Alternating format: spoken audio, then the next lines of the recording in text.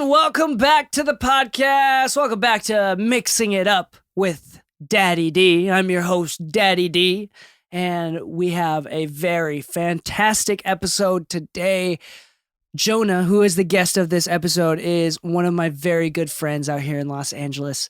We've done a lot of projects together. We've actually collaborated on many different projects.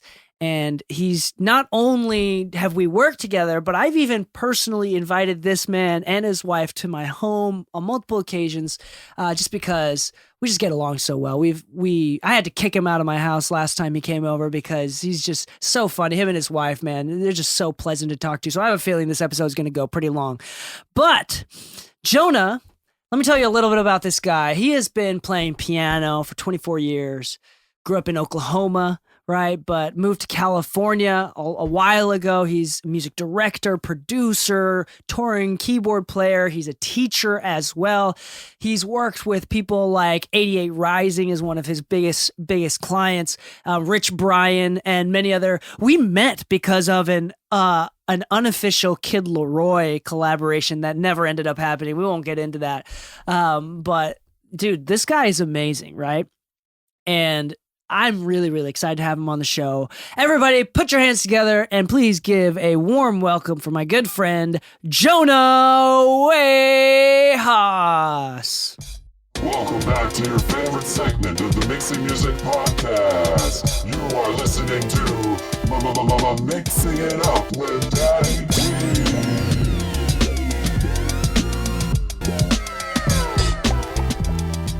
By the way, we need to take these away from me. I love candy, bro. I'm lucky that I've been recently counting my calories just to help.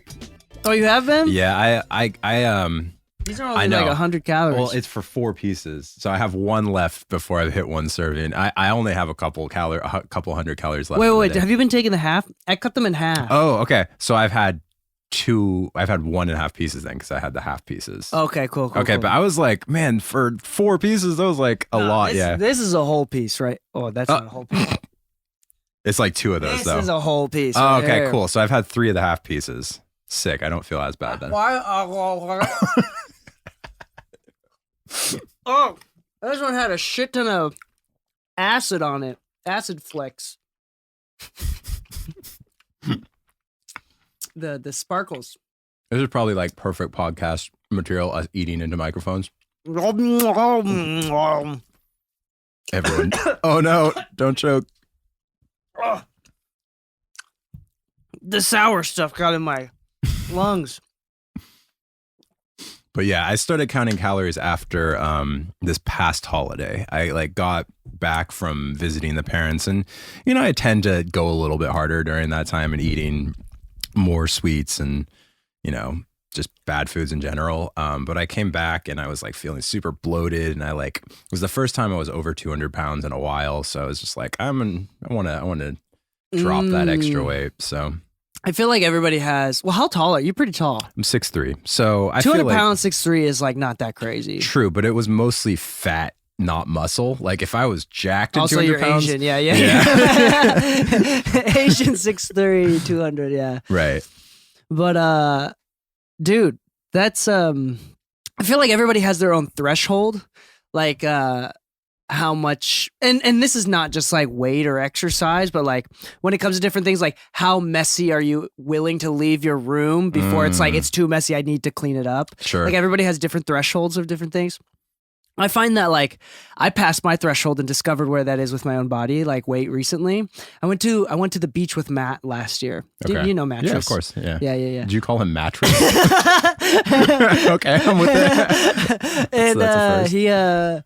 he like we went to the gym and I was looking at him. He's a younger early mid-20s, like, like good looking 6-pack kind of guy. Yeah, he's ripped. And for the first time, and this was before he got ripped. Right. Oh, like, yeah. He's just like no, fit. he was fit before, but now he's fit, ripped. Yeah. And then so I was like, and then I like, it wasn't like the way that I looked, because you don't really look at yourself like that, but it was more like I felt my belly jiggling when I ran around on the beach. Yep. And like that was like, and then some sort of alarm went off in my brain. It's like, I need to do something about this. And that's kind of around the same time I started running. Totally. And I remember seeing, I mean, your journeys with running has been kind of inspiring too, and not inspiring enough to inspire me to start running, but like definitely have thought a lot about running. But You're inspiring, just like not enough. but yeah, no, it was around kind of the same time I was sort of had that same realization where I was like, I've never been like, probably the best shape of my life was high school. I was rowing and I had like. Were you on like a close to row 600 team or you were just on a row machine? Oh, you were on a team. Oh, I was on a team, yeah. And I was like, not to blow my Where did you go to school in high school? Where were you in high school? I was in Oklahoma. So I was in Tulsa, Oklahoma. They have rowing in Oklahoma. Tulsa Rowing Club, TRC. Really? Was Yes, there like sir. a river? You could call it that. It's the Arkansas River goes through. It was just like a really large sewer? Yeah, pretty much, bro. It's like, it's the type of spot where you will find like three-eyed fish and shit like that inside of it. Oh, for real? Was it like Yeah. still water or was it flowing? Like, did you have to like row against a current? There was Was a it current? current, but it was very low. It's not like you pretty much had And was to it a big propel deal or yourself. was it like a nerdy thing? Like row? That I rode? I Like, don't is think it rowing was- like a weird thing? I never got like called a nerd for rowing. I got So probably it's popular enough to not be weird. it was like jock adjacent enough that like, and I was also the people I hung out with like couldn't have cared less Really? about that kind of thing. What kind of girls were hanging out with the row club? Like girls that were really into nice backs? Just like really like surprisingly, there were a lot of "Ooh, attracted girls Let me take on off that. your sweater. let me remove your clothing from behind. I don't know if I ever got like girls or attention from being. I mean, Yeah, my wife it's might beg rowing, to differ, yeah. but because that was around the time I met my wife. But That's right. Y'all are Yeah. high school sweethearts. mhm. I forgot about Actually, we celebrated yesterday our 16-year. We celebrate the anniversary where we started dating more than our wedding anniversary because like that's only been what 5-6 years. It'll be 6 years next month. But and I'm like ironically, I think I've only been in LA or only in the same city as her on one of our actual wedding anniversaries. I'm always like on tour, on a show or something. And I think it's gonna happen again this year too, which is ironic. But Yeah. but yeah, no, I didn't get a ton of attention from rowing. Of course not. It's Exactly right. But I mean, literally right. it's not weird. It not wasn't weird. No, I wasn't like made to feel other. If anything, I probably felt more like part of a tribe, a community. Oh, that's cool. It was like, There's kind like of a embraced by it. fraternity thing going on. Like Yeah, my row bros. I think it helped that I was really good at it too. Oh, dope. And so like I just kind of gained a lot of respect from like the coaches and the team. Is that like a city thing, or is like everyone in Oklahoma had a row team? Oh Like- no, there was maybe 15 people on it. And this is like across like 4 different high schools. So it was like Oh, literally okay. we just, you It's like a found not out- very popular sport. Not Like your really school at just all. happened to have it. It wasn't even related to my school. It was like an after school activity. You went out of your way to row, I did. and you liked it. I enjoyed it. I was really good at it, and it was a really, really good all body workout. Like you have to have a really Wow. strong core. You have to use your Of legs a lot. course. You have to have really good arm strength too. And it's a lot of mental strength too. Oh, of course. Because you just want to give up so much, and you can't. Like now as an adult, rowing, like if I could join a row team in high school, like, well, I mean, I'm not in high school anymore, but if I had my mind when I was in high school, I think I would have done rowing. I went to a high school in Virginia that had rowing. Mm-hmm. No, wait. My school didn't have rowing. It was the school next to ours. I was gonna say it's a lot more popular on the East Coast. Yeah, there was rowing in the school and the high school, like that was like bordering our school. Yeah. And I remember thinking like, whoa, I didn't know that was a thing. Yeah. And it was, man, they were intense for an after school kind of elective activity thing. Like we were, every Saturday I had to wake up at 6 a.m. and run like between 6 and 9 miles. And then we would do circuits with, kind of varying degrees of on ergs, which are the rowing machines. Ergs? Yeah, that's what they call Hell it, yeah. ERG. Hell yeah. Hell yeah.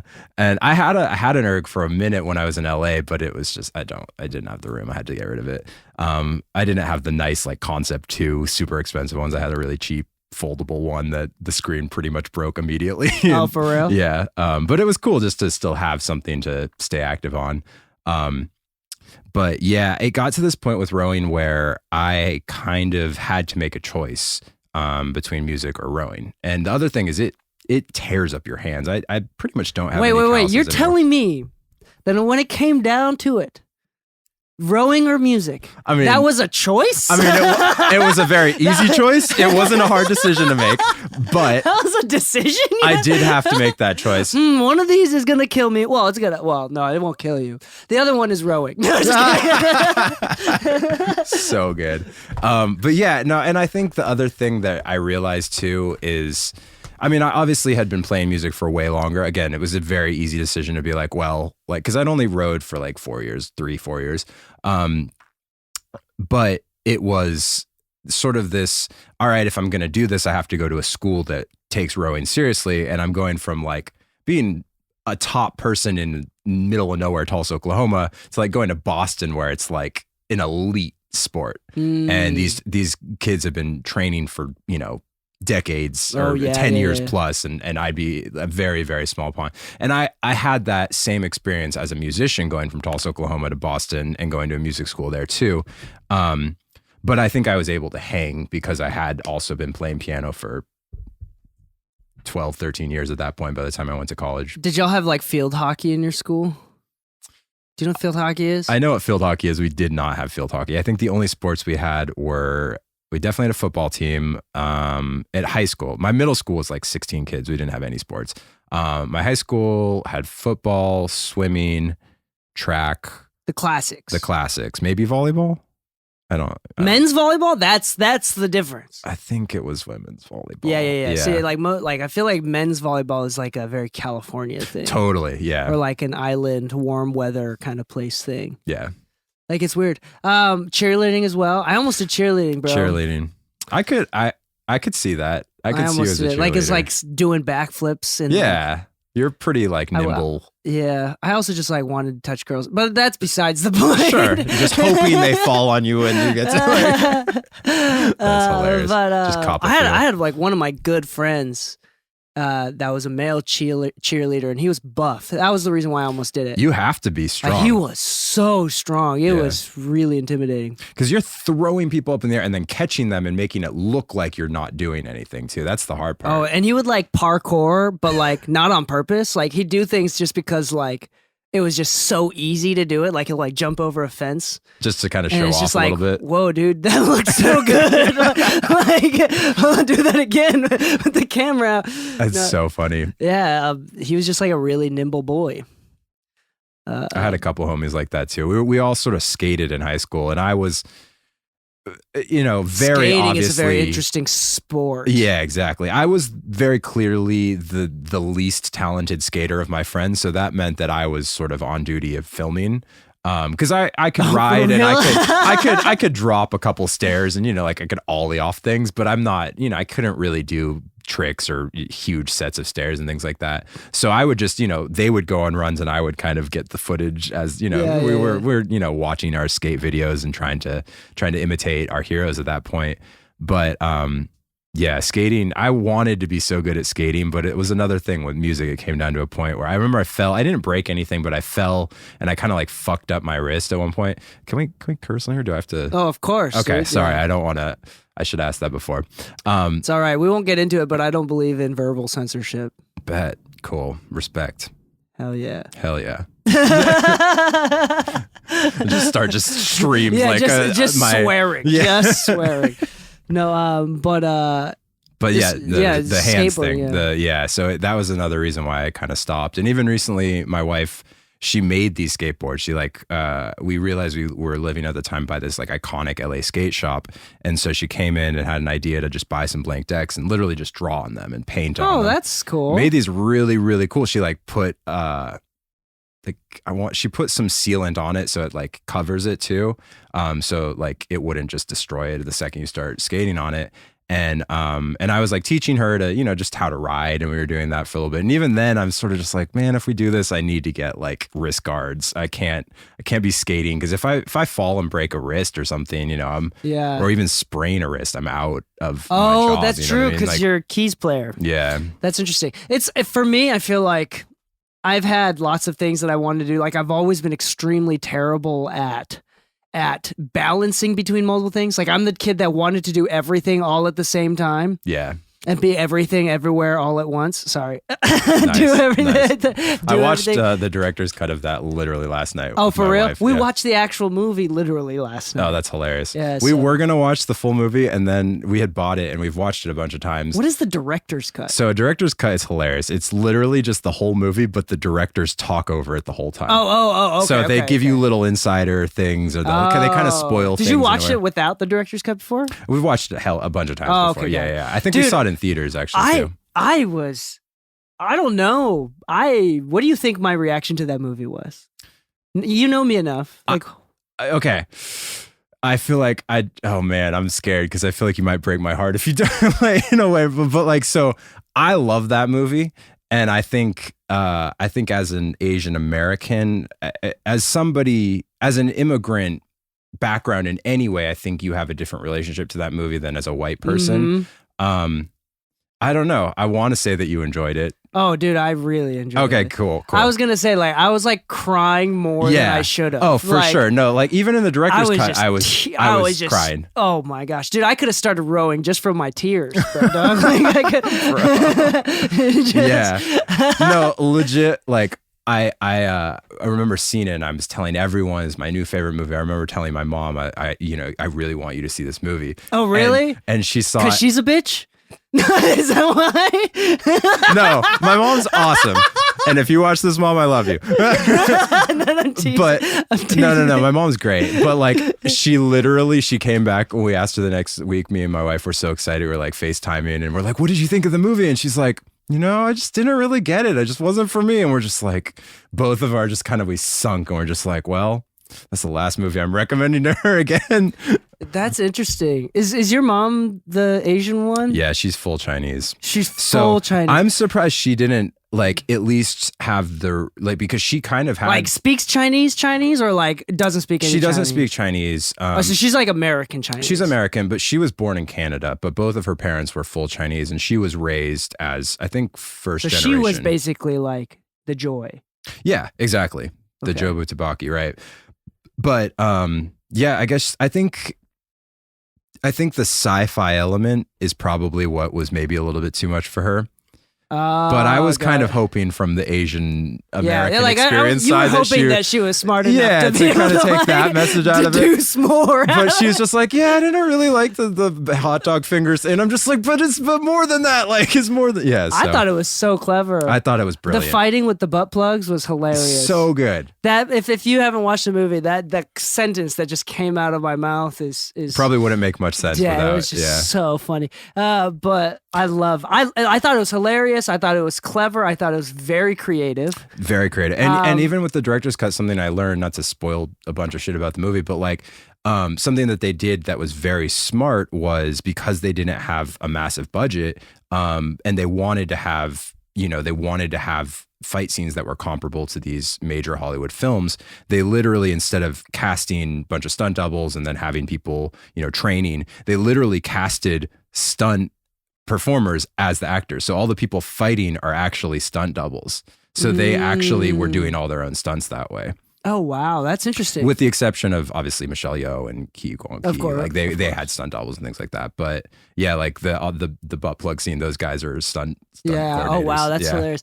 And dude, I genuinely, and I felt like this is what I feel like made it so good is because the first time I watched it, I feel like I gained a lot of insight. Obviously, the tears were flowing. There's something that struck a chord that resonated with my soul deeply watching it. But I also recognized when it came to the end of the movie, when the movie finished, I felt like I still didn't quite understand why it was resonating. Yeah. So like I could watch it probably like 2 or 3 more times to further interpret why it's resonating so much within me. Totally.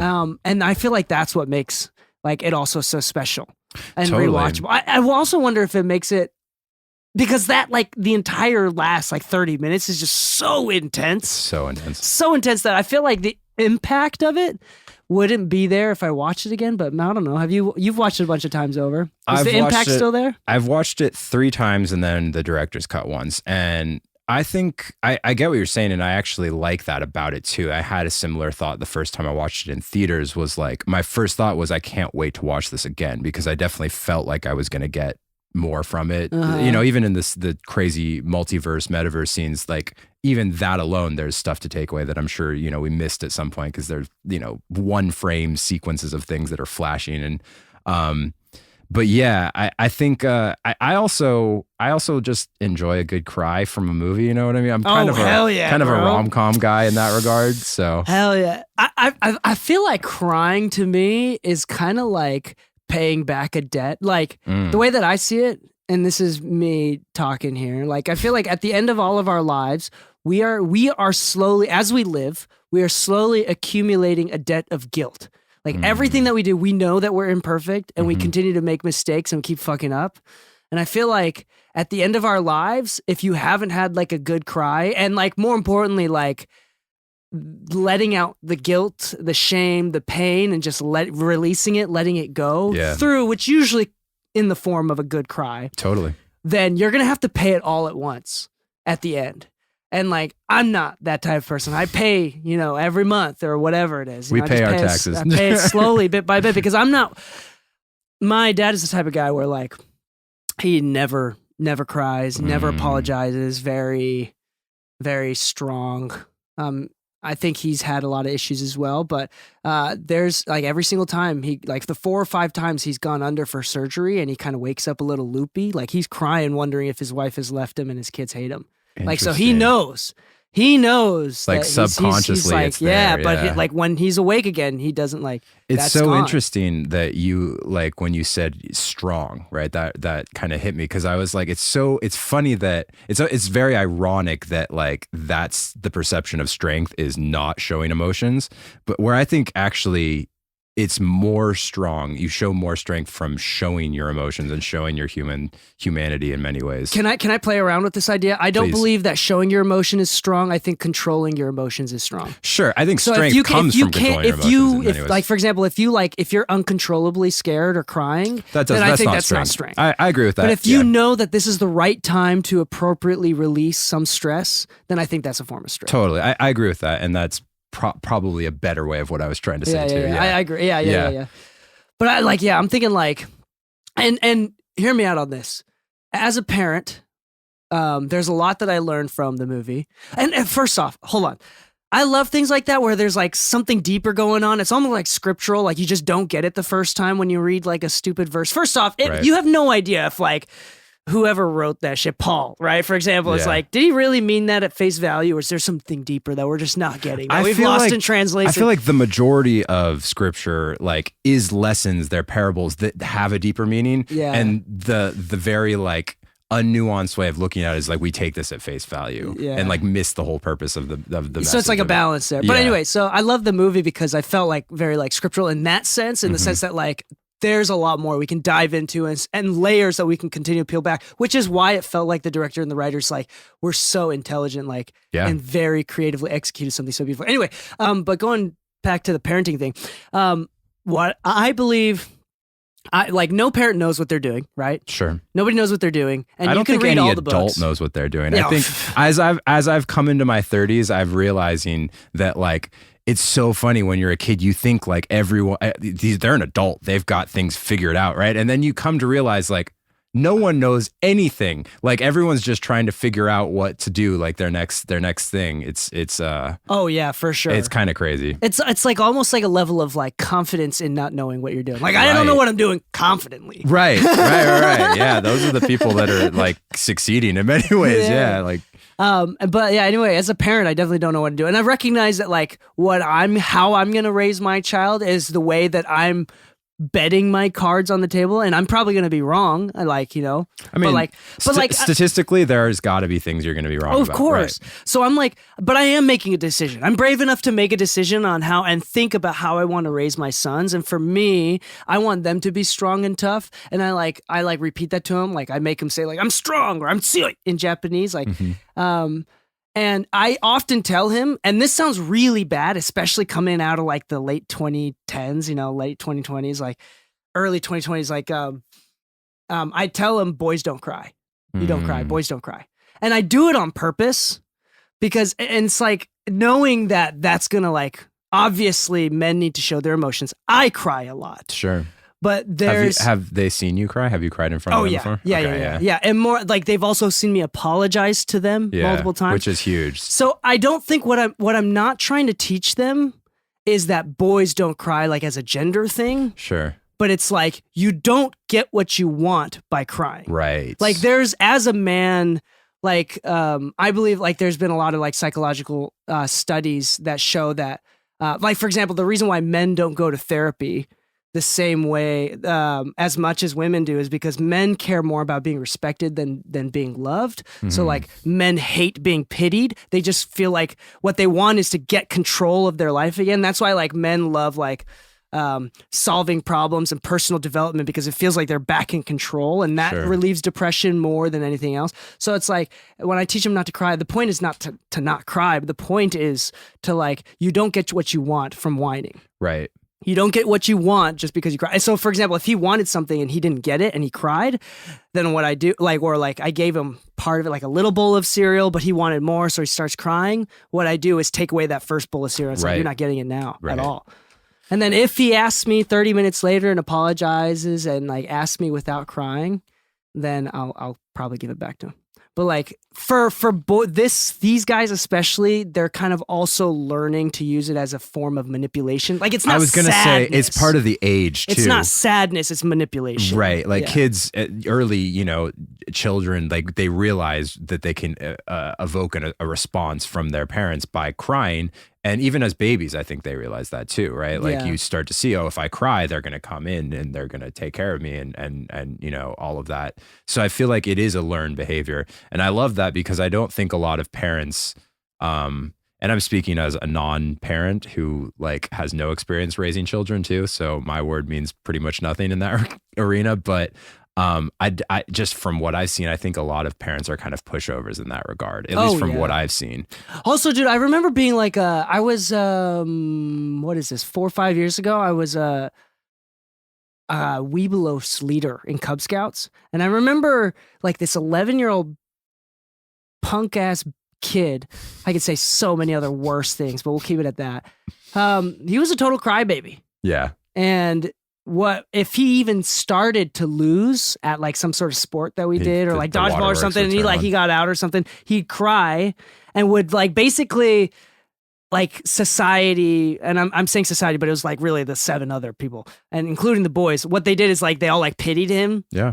And so like they'd like let him win. Mm-hmm. And it's like, and if the reason that bugs me the most is like society is the biggest bitch. Like, if you did not learn how to control your emotions or be strong in the sense that we were talking about before, like, you're going to be a fucking loser. Like, society is just not going to, there's very significantly fewer people are going to want to be your friends. True. And that's going to suck worse because there's no like actual feedback. And they'll never have learned that lesson. So when that's happening, they're like, what's happening? Like, why is it's... Yeah. There's no feedback. There's no like immediate feedback. And especially if you're not like introspective enough to sort of analyze, which a lot of men honestly are. A lot of people aren't. I don't think to like, and I include myself in that. I think I have, have a lot of work to do in that field as well. But I also really overanalyze a lot of situations, a lot of conversations sometimes. And I'm just like, okay, what could I have done or said differently that would have resulted in a different I've done that. I've stayed up so many nights doing that. I try not to do that now. Like I try not to. It used to be an obsessive thing. And I'm better at catching myself now because I think that there's a lot of good to, I think that there's equally like every like L, for lack of a better word, that you take, honestly probably has more of a learning lesson from it than the W's that we take.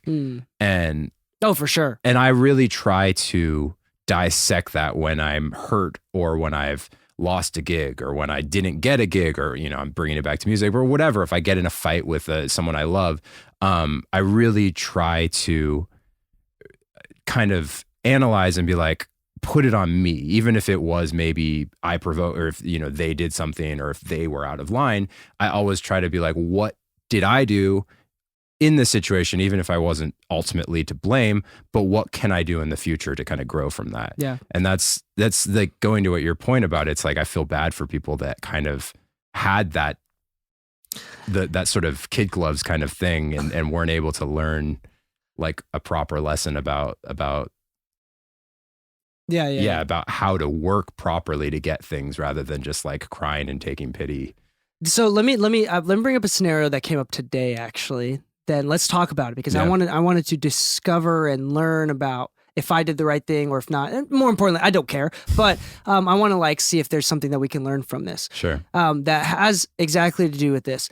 For example, there's no feedback from society. For example, if you're being like a crybaby, sore loser, nobody's going to call you out. Right. Because people are like honest, but they're not jerks. People don't inherently like being a jerk. Unless you're on the internet. Yeah, whatever, right? Like you're like on Reddit as under an anonymous, username. But other than that, it's society doesn't really teach you in person when it's like real. Like I don't know. But for me, what happened today, I've been trying to be a lot more honest with myself, letting people understand me at face value. Like, I hate it when people are trying to dig deep into my words and trying to like, what are you trying to say? Yeah. Like, I hate when people do that because I definitely don't mean it like that. I'm trying not to listen to people like that as well. Like just try to listen to people for face value and try not to get offended or anything because they probably didn't mean it personally. Right. Right. But I've also been trying to be a lot more honest. So for example, today, it's stupid that it bugged me. I think that's like step one there. And I'm going to tell you the story, but something good happened and basically a gift to 3 of my friends. And I put it in a group chat. It's like, hey, this awesome thing is happening. 2 of them said, thank you. 1 of them didn't. And I said, hey man, I'm still waiting for that thank you, like in public into that group chat. And I know that like it shouldn't bug me, but the fact that like... It would have bugged me too. I'm just going to say that, but I don't know if I would have said anything. Because for me, what would have happened, and the reason why I said it out loud, and it's beyond this conversation, it's been like the last year or so. Sure. I don't let those thoughts just kind of slide by because what I'm going to do is I'm going to talk shit about them behind their back. Right. And I so think if I we've just talked tell them about in this person, before. yeah. If you just confront it head on, it's not going to lead to any feelings of ill will about them, which will lead to you talking shit about someone that you say you love, kind of a thing. Oh yeah. Yeah. And I get that. And I don't think what you did was wrong in any way, especially if it allowed you to sort of have that clear, kind of clear presence of mind about like, all right, I can go forward and like I said my piece about it, how I'm feeling, and I don't have to feel like this deadbeat isn't, responding to isn't grateful, right? Because that's almost how I would take it in that point. It's like, oh, they're not grateful, and not factoring in. Well, how long did you wait before you sent that? Oh no, they had sent. All of them in their first message was awesome, thank you, except for this guy who had sent like 3 messages and never said thank you. Oh, so they continued on the convo. He took the gift and then just like didn't. Okay, basically. well then I maybe might walk back what I said, but I don't know if I would have done it in the chat. So that's the thing is like I could have. Here's the deal. I didn't want to be petty and I didn't want to make a scene out of it. Sure. So if I like did what would have been a smarter managerial thing. Would like 1v1 be like, hey dude, I'm looking for like a thank you at the very least, like as a form of respect. Right. But here's the thing, what bugs me is that kid never learned that saying thank you for something that quite honestly was an awesome gift. It was basically a bunch of free plugins. Sick. Free plugins at hundreds of dollars worth of value. It just the fact that thank you, and after I call him out, he still didn't do it. And that makes sense because now he can't save face, but like the fact that wasn't the first thing on his mind, I'm not going to say it was his parents. It's probably him and his mindset and the way that he's thinking is probably some sort of our relationship. I'm not going to create an internal story that's not true, fictitious story. But the point is like the fact that that's not front of his mind, something's up and it bugs me. And I'm not trying to teach him a lesson, but I am not going to let him trample on me. Yeah, it also felt like you're kind of trying to teach a lesson. I definitely was trying to teach him a lesson. I'm recognizing but that. I respect the like not trying to trample on me. I do respect that a lot. I don't think you did the wrong thing by any means.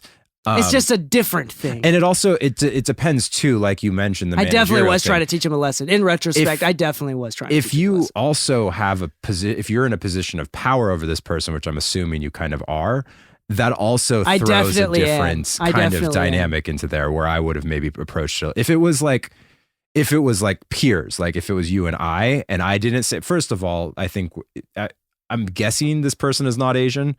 Oh, he is. Oh. Yeah. Okay, well, that aside, and we're friends. okay, cool. But you still also are in a position of boss or manager where you have some over. Yeah, so that adds an extra layer of complexity to the situation. I think a little bit. So the point is though, like something in there. I'm trying to weave together the thread between these thoughts and ideas. This is what I do a lot. Like I splatter a bunch of ideas and try to find the silver lining between all, not the silver lining, but the thread that connects all the logic between all of them. The point is, one, society sucks and he's not going to learn that. Right. And another point is, two, like, it's I'm not going to be your honest. job to teach him that. Ironically, that's true. It's not my job, but also relinquishing that control. So I feel like I told him to teach him, but not because I felt a responsibility to teach him, but more so because I'm going to be working with him in the future. Yeah, it's not. Like, this is not something we're going to do. I get it. It's not to teach him, this is how you need to act to other people, but if we're going to have a working relationship, this is the respect that I deserve, and it's just a word. It's literally two words. And I think in that regard, you fully did the right thing. And the only difference I might have done is maybe texted him or had an in-person conversation after the fact. But it wasn't that big of a deal. I don't think it is. The big thing is, like, I really didn't want it to escalate into a big deal. Right. And so now this is me just overthinking this live. You know, right. But waxing poetic about a small thing. Yeah. But it was just like, yeah, it was just a little bit weird. I'm bugged. I think the thing that bugs me about this, like, conversation was that the fact that it bugs me. Yeah, right. Like, I wish it didn't bug me that much. I wish I didn't notice. I wish you could just let it slide. I wish off I your didn't back notice. Yeah. But no, I guess but that's something I've been doing recently. I relate a lot to that too. I've had honestly, I've had friendships that have kind of ended because of that, not feeling like that mutual respect is there. Literally, like, simple things like, you know, going out of my way to meet them because they forgot their key, to let them into the apartment and they didn't even say thank you, kind of a thing. Or like, I'm helping them, I'm waking up several hours earlier than I normally would to help them, you know, pack up their life and move, and not even a single thank you.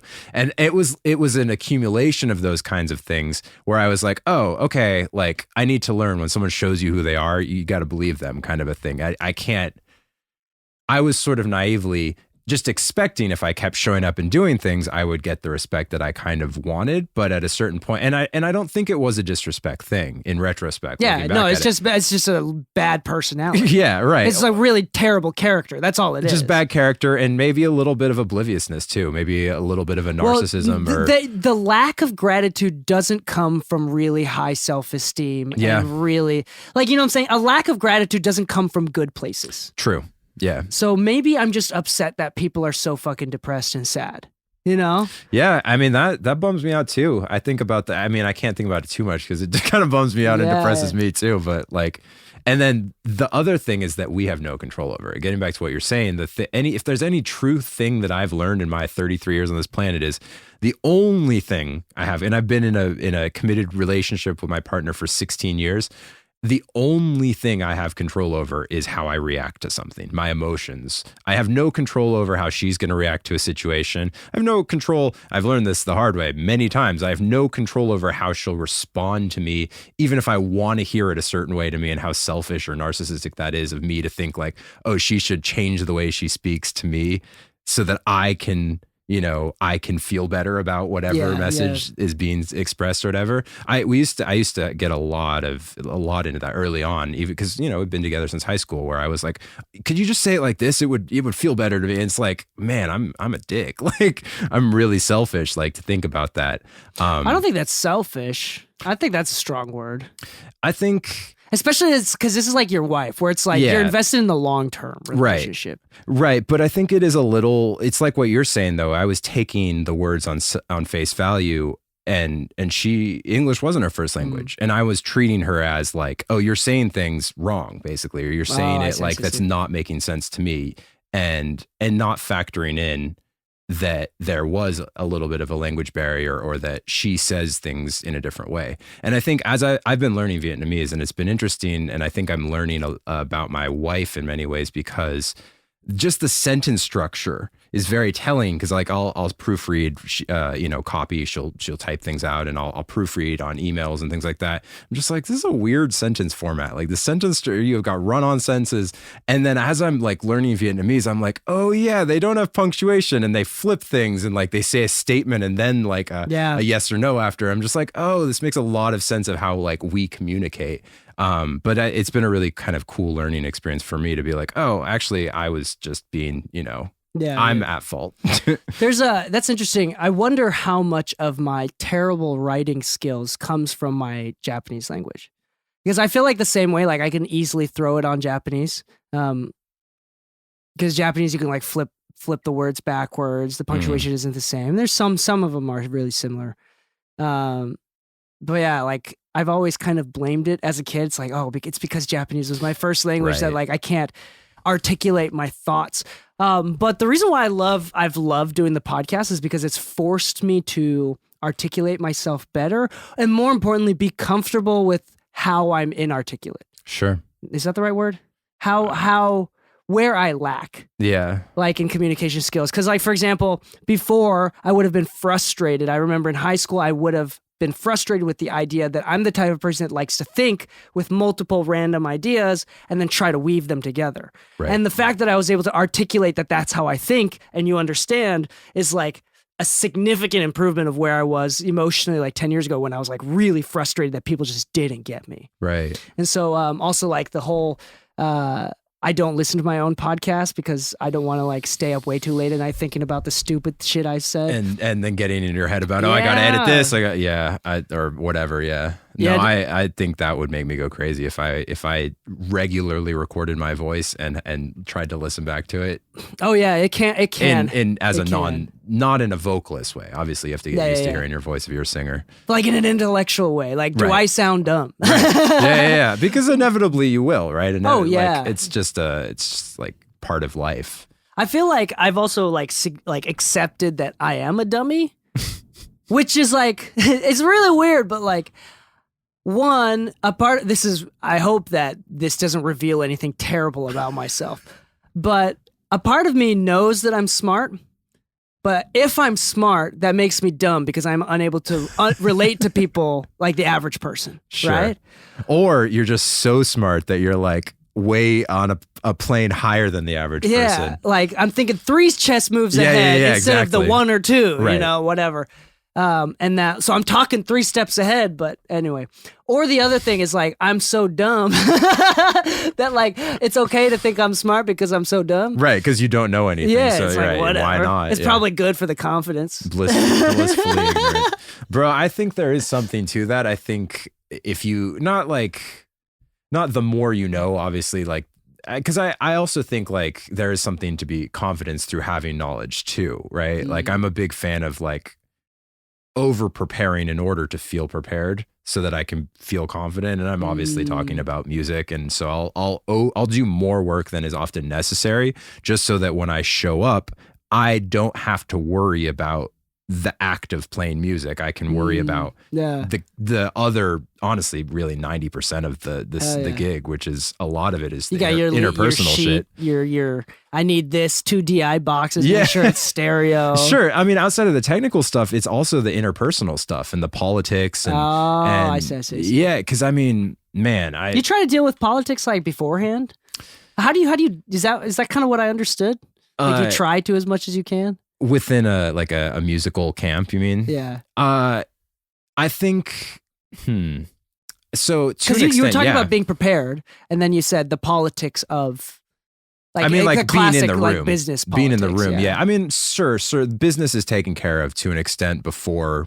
Like, you're good. You know that you're like not the pity invite. Exactly. And I know that I know the basics are covered, right? The scheduling, if things are backlined, the rate, all of that's taken care of before. I kind of have the rate, that's super important. Yeah. That's super important. Yeah. I mean, and it's like, I just saw a meme earlier tonight where it was, someone was like, oh, hey, I have a gig for you this Friday. And it's like, me waiting to see the rest of this message before I give a response kind of a thing. Cause it's like, yeah, I need to know, I'm not against playing for free if it's the right situation.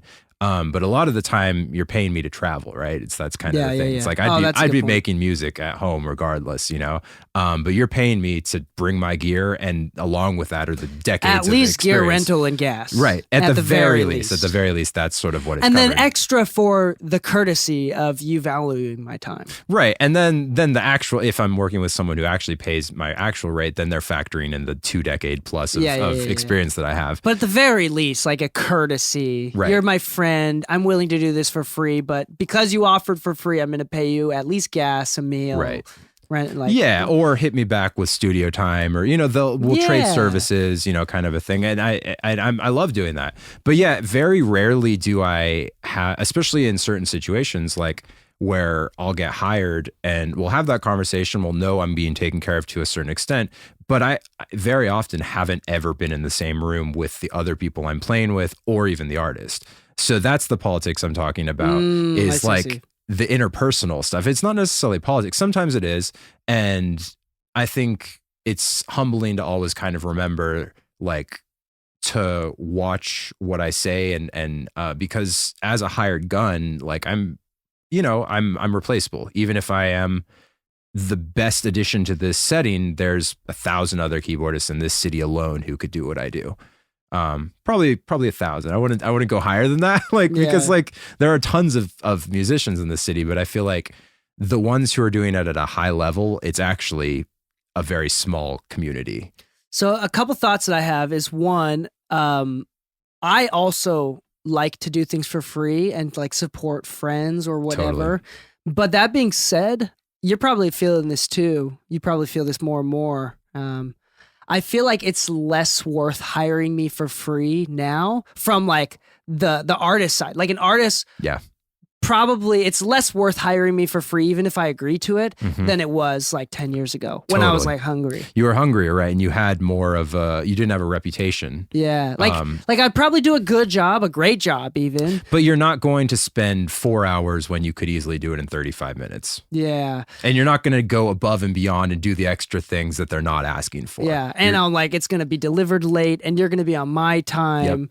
You're gonna owe me a favor. It's gonna be minimal revisions, if any, type thing. Yeah, I very much so relate to that. So it's just not worth it to hire me for free anymore from their side of stuff. Right. Or at least it shouldn't be. But that being said, like I still like to offer from time to time. Totally. So I think we're on the same boat there. I'm super against like black and white. Don't do free work. But that being said, I don't think you should do free work, not because, like, for example, like someone asked me to do like put in this song that I wrote into a film for free. And like, I'm cool with doing it for free. Like I wouldn't have sold the song otherwise, but I want to charge like $50, even if it's just $50. It's almost like the principle of it. Yeah. It's more about like, I want you to sacrifice something for my right. And I also want to feel like not to make it transactional, but in a way it sort of needs to kind of legitimize what this is happening in a way. So it's more of like respect and legitimacy. Yeah, it's back to respect again. What am I going to do with $50? Go to McDonald's once in California? Yeah, I mean, go to Starbucks twice in California. Yeah, Starbucks twice. Yeah, you could probably decently if you work at a McDonald's, but I don't know, man. That Cardi B offset meal is like $23. Oh, that's right, the 2-person, dude. Sometimes with that McDonald's app, bro. Sometimes I come out with deals. I'm feeding 2 kids and a wife, bro, snap. with that McDonald's. Like a king. $15. There you go, dude. Yeah, it's like that. But the thing is, like, you're not gonna get fries with that. But you know, like, I'm cool with 2 Big Macs with no fries. So funny. Oh my gosh. But so I keep kicking over. I use this. There's a tiny trash can under this desk. I keep using it as a footstool, but I keep kicking it over. Oh, okay, nice. But yeah, dude, tell me a recent embarrassing story that's funny. Like, tell me like a recent embarrassing story. A recent embarrassing story. Do you have any good poop stories recently? Not recently. I do have one when I was in college, though. Oh, shoot. Do you want to go down this rabbit hole, or do you have a different embarrassing story to tell? I don't know if I have an embarrassing story that I can think of recently. Sorry. Transitioning back to what we were saying earlier, I'm not confident about knowing like my intelligence or know what to do. The reason why I think I'm like good at this sort of shit is because I'm really confident in my ability to fuck up. Like, I'm really confident about being able to, like, I know I'm going to make mistakes, and, like, I'm really confident in my ability to make them and learn from them. But that's super, super freeing, right? And the last part that you said... Sorry, that was, like, super back, way back. It's that last part that you kind of snuck in, right? It's not just that you're confident that you're going to fuck up. I think any tactician understands that you're going to make mistakes. It's you're confident in your ability to learn from the mistakes. Oh, yeah. And that's the difference I see, honestly, from professionals and amateurs too. Go into this. Professionals make mistakes all the time. I think if anything, you probably are making more mistakes than not, but it's what you're learning from those mistakes to then to own different skills from it. But yeah, I mean, I relate a lot to that too. I think like I literally sometimes like say out loud, I'm a professional mistake maker. Sure. A professional fuck up. Right. Like I literally get paid from the mistakes that I make. Right. But you wouldn't be who you were now, and you wouldn't know what you without those mistakes too. If the metaphorically I've burnt my hand on the stove so much that like they're more like nubs, but like, dude, I have great nubs, like metaphorical nubs, bro. Oh my God. Or like no fingerprints anymore. Right. Metaphorically speaking, but so funny. Dude, yeah, I'm really good at burning my hands on the stove. And I do it. Like, I'll do things that are stupid knowing that they're stupid because I want to feel the burn. Like, because I feel like I won't properly learn the principle behind why people say that shit. Or like why people say things until I do it. Yeah, no, that's powerful. And I do relate a lot to that too in my own practice. Like I have a sort of a freedom about it because I know it's going to suck at the beginning. And then because I've experienced the process of building something from shit to gold, I feel weird even saying that, but from something that's not good to good, right? At the very least. And seeing that along that process, it's not just a clear path, right? You're gonna have ups and lows and you're gonna make mistakes that maybe set you all the way back to the beginning. But as long as you have the tenacity to like see it through, you will get to the end result in some capacity. And I think that's the freedom I have whenever I'm working on something. I might get overwhelmed and be like, oh my God, I'm definitely not doing this today. But it's like the next day it's a little bit easier. The third day it's like, okay, I'm getting the hang of this. And then by the end of the week, I've got it in my hands, you know? Yeah. And then I've unlocked some new skill for the next time that kind of thing happens. And I think that goes back to like what you're saying right now goes back to why I tell my son, boys don't cry, which by the way, I only say that when to clarify, I only say that when he's trying to as a way to you. As a way to simplify what I mean. Like I don't really mean boys don't cry. You're just trying what to I mean not is like in this, the manipulation aspect of it. Exactly. Yeah. And I want him to have like a sense of like pride in his manlyhood. That's kind of like a James Clear use of identity kind of thing. Totally. Like I want him to feel manly as like a form of like he has pride in his manliness. Yeah. And so like he's gonna choose to face up to it. But anyway, but when he like cries because he's sad, like I'll let him talk about it. Totally. And I won't say that to him when he's sad. Right. And that's beautiful to encourage that, yeah. But going back to the reason why I talk about that is because this is so interesting. Like no matter whether or not my son cries or not, he's gonna have to deal with this. Right. And if you cry, like, and it's so easy to see it in his situation because his problems are so small, so small. So you can kind of see it in that perspective. And you're like, oh my gosh, like literally, if you just didn't cry and ate this food, like mom is asking, like it'd be so much easier. And you get what you want. You get what you want. Yeah. Like you can have ice cream afterwards, like we promised you. But it's the fact that you're crying and refusing to eat this last bite. You're gonna do it regardless or not anyway, because we're all gonna be eating ice cream. Right. You know, and you're gonna want to eat it. And you're gonna have to go back. Now you're gonna have to eat food that's cold. Right. Yeah, exactly. And it's less delicious. Yeah, exactly. And so it's like you're gonna have to deal with it either way. Why not just deal with it now? And why are you adding an extra step? And I think that's like, and I'm trying to tie that to a sense of pride that I'm hoping to develop in him, like a good pride. Right. Right. No, that's awesome though. I think that's important too. Like, I think a lot of parents are trying to maybe stifle that pride in your gender, and it feels like in this treading into some tricky territory, I think a little bit. But that said, I think it's undeniably true that men and female are very different. And there are some aspects of life that have to be handled a little bit differently. And I think having pride in being able to feel strong as a man or as a woman, I think is a huge part of empowerment. And I think that like you trying to impart that into your children is really powerful. I want to dive deeper into this tricky territory. Yeah. And I love the word different because it doesn't infer even the idea of better. Right. So here's the thing. Let's say that, have you ever read the book Flowers for Algernon? I have not. Great book. It's about a dude that is retarded and mentally retarded, and he gets neural surgery, gets some chemicals implanted in his brain. He becomes one of the smartest men in the entire world. Whoa. And the book is about, it's like his journal. So you can see how he's writing really bad grammar and spelling. And then it gets really good, really intelligent. And then at the very, very end of the book, he loses it all again. Go back to his original state. The reason, and it's a science fiction book, it's obviously not real. Sure. But it kind of dives into the philosophical idea of like, is intelligence directly tied to happiness in some way or another?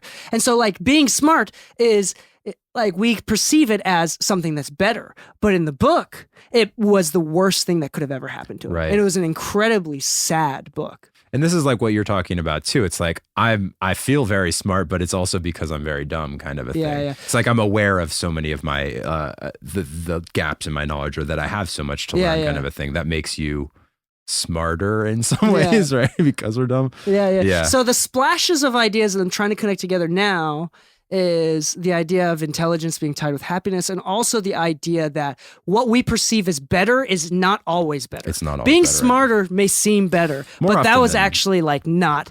Like it can be, it's all based on perspective. So like the fact that like men and women are different shouldn't upset anybody, because women are statistically smarter than men in a lot of different like researchable like executable data, like in a data. For sure. Yeah. Like, on paper, there are in a lot of different many things that women do just statistically better than men. Yeah, and men have more muscle structure. Sure. But at the expense of, we're really not flexible, you know? Like we can't, we're really not, you know? Oh shoot, the camera has been sliding down slowly, but yeah, so it's just like what's better and what's not. And I think that going back to the idea of another splash idea that I'm trying to tie together as well is, where does gratitude come from? And gratitude really does not come from unhealthy places. Sure. So it's like people that are cutting me off in the street or like whatever, like being really rude, like what we've always heard that it's mostly a reflection of what's going on with their problems. But you got to understand, like, I feel like that's more true than ever to me recently, because as I'm working on being super honest and open with people, I'm recognizing a lot of these people have not dealt with their shit, dealt with their trauma. And it's like not only hurting them, but it's hurting people around them. And so it's like going back to the idea, like society's a bitch, man. Right. And like, if you don't deal with that shit, someone's gonna, I don't really want to share this sort of stuff, but like, I've cut off all ties with my father completely. And there's a lot of stuff going on, not just with me, but with my family and my wife as well. And that really sucks. Like watching that. Remember at the end of the movie when she's like, you suck too, but I don't know why, but I still want to be here with you. Right. She like negged her before she when that happened, it's like, yeah, my dad at the end of the day, no matter how much of a dick I am to him or vice versa, like he wants me there. Right. But he lost that privilege. Right. And like, there was like a little bit of that going through my mind now. And like, it sucks because I want him to be there. Like as a man, a kid needs his father. And I'm like, every adult is like but it's really unfortunate that happened. But on some level, I'm sure you'd want him to be a part of your but he's got to figure it out. But that's not your job. That's for him to figure out. He's got to figure that shit out. So if he was dead serious, like if he came to me right now and said, hey, DK, like I want to see you and the family again. Like if I decide to respond, which I probably wouldn't, not probably for a while. And it's been like many years since we've even last spoke. Do you honestly think that would ever happen? I hope that it would, but what it would come down to is like he has to agree to take therapy and fix himself. Yeah. And I'm not like, it goes back to like the idea of like he has to fix himself, but it's not for me to like, or it goes back to the idea like I'm trying to teach him a lesson. It's not for that. It's because in order for us to work together, like it's not healthy for me and my wife and my children to see you in this state. Sure. So you got to figure your shit out. And the thing is, like, he's getting old, dude.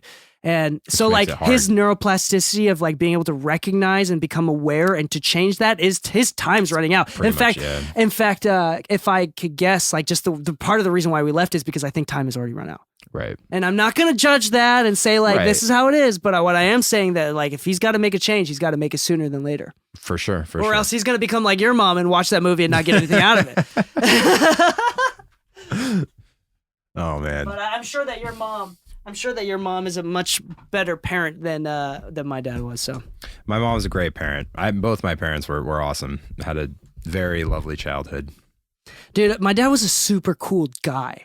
This is the big complex I have. Yeah. He was like a really cool dude. Really good person. But just toxic. Just like really Personality-wise. narcissistic father. Yeah. And it was just really unfortunate. Because there's lots of really great memories I have with him. That's good though. That you still have positive Like, memories. really about it. It's positive, Not all awesome. negative. Yeah. And then there's like really shitty ones. Sure. Yeah, of course. But it wasn't like all bad. Which also makes it even harder. Yeah. You know? I bet. Right. Because you know what it could have been, and Yeah. how good it could be, and everything. So going back to your embarrassing story. Sorry, going back to the topic. Okay. Did you I think was of one? playing in a wedding band in college, and Cover band. It was a cover band, yeah, Uh-huh. a wedding band. Or in the East Coast, they call it GB, general business. They kind of call it different things depending where you are and regionally, but that doesn't matter. So we had a regular gig in Rhode Island every Thursday night, I believe. What is Rhode Island? That's a state? It's a very, very small state with like one entrance in and the same way you get out of it. Is it really? Pretty much, yeah. There's like two highways that go through it. I don't quote me on that, but I remember there only being two ways to get It's very into this small, place. yeah, It's yeah. a very small state. It's not a joke. It's a real It's place. not a joke. Very real place. I was living in Boston, went to school in Boston, and I was part of a 7-piece wedding band or GB band. And we would play this club partially to basically have a paid rehearsal, right? Instead of booking a rehearsal, we'd be like, all right, we have 4 hours. Like, these are the 6 tunes we need to know for these weddings that are coming up. Learn them and we'll run them at the gig. And we each walk away with a couple $100. It's like a paid rehearsal, basically, which in college was like a very novel thing, right? Yeah, now yeah, it's yeah, like yeah. I'm probably not showing up to rehearsal unless you're paying, kind of a thing now. But then, so we had this residency there. So we would play every Thursday night. And these are long sets. We would start, probably 10 p.m. and end at 2 a.m. And then I was in a wedding band. I know how Oh, these really? go. Yeah. Oh, hilarious. I love it. And then we would drive, but hour and a half, 2 hours home. So I'm not getting home it's usually far. until like 3, 4 a.m. Sometimes I'm having to drop people off along the way. So I was very often getting home after 4 a.m. Sometimes having to go to class at 9 a.m. the next day. Oh, that's right, because it's a Thursday night. Mhm, yeah. So Yeah. I had eaten, I forgot what I had eaten. It was probably the chicken cordon bleu because that was the meal that I got every night, every time there. Chicken cordon bleu. It was man. like the sandwich, bro. It was like that and ginger ale. That was the sugar baby's meal. That's Yeah. two dangerous combinations, I I know. can say. I love And- where this is going. And so, okay, so we finish. I can already feel some bubbles happening, but I'm like, I can make it. I can power through this. I can make it home, right? no. So The confidence is terrifying. yeah, I get about halfway. And this is also part of the drive. There's a stretch of the drive where there's like 40 minutes with no gas station or anything. It's like, it's that type of a road. So it becomes pretty clear to me 20 minutes into the drive that it's like, I'm gonna need to stop. So I'm kind of keeping an eye out. I'm like, I know in the next 20 minutes or 20 miles, there's a gas station. Like there's the one big gas station.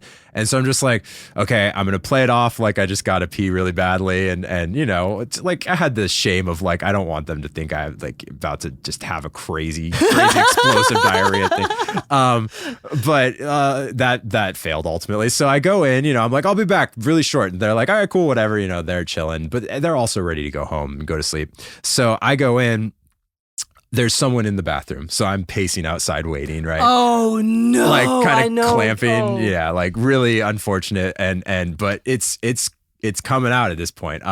And so they come out, I just dash in. I don't even look. I just pants down and do my thing. Probably a minute or two later, I'm like feeling a wave of calm. I'm like, okay, cool. Like past this crazy storm of what's happened. And then I'm also like, okay, cool. I also am in a window where everything could be cool. Like that can get out of there. And they just be like, I just tell them I had to wait. Right. And then I look over and there's no toilet paper. And so I'm just like, shit, what do? Do I just like pull it up and just like, go to the front and maybe ask, or I was like, no, I didn't have enough. I didn't have, because he saw me go in there. What did you do? How did you deal with this? So I used the sink. You used the sink. Yeah. You just wiped your bum. I wiped my bum, and then was it a private single bathroom? Single bathroom. Oh, that was okay, the only okay, way okay, it could have okay, worked. okay. Yeah. Oh, that's why it was locked. I was right? like, imagine you like wobbling, like butt in the sink and someone to, comes in. Yeah, that would have been over to the. Oh my gosh! And so and then there were no paper towels too, so I literally had to like just air dry my butt. Yeah. Wow, dude. Yeah, but they knew by the time I got back. The car was like 15 minutes later. Oh, dude. Yeah, and they're just like laughing, and I told them the story, and they just would never let me live that down. Oh, dude, I imagine like you said you described. You didn't look before you sat down, so I thought that you had shit on top of a clogged toilet. Oh, that would have been awful too. I was like, that's where my mind went. I have another embarrassing wedding band story now that we're talking about really? this. Yeah, this one was a wedding. And so the band leader decided to stop. We would also do these like Thursday, Friday. So when we were like working, we would, in the peak of this band, we like 2014 not.com best band in New England. So we were working. So we would do clubs Thursday, Friday, and then weddings Saturday, Sunday. Sometimes weddings Friday, Saturday, Sunday, and then come back to Boston. Sometimes we were popping. We go all over. Yeah. I mean, you're a fantastic keys player, so you're thanks, probably man. like.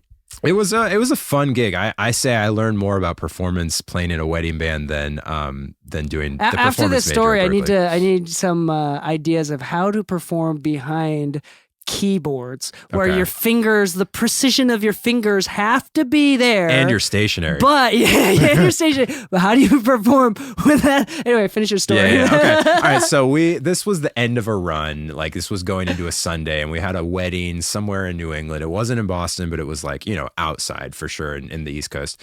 And we had just got up from our hotels, and he's like, I'm going to stop at Taco Bell.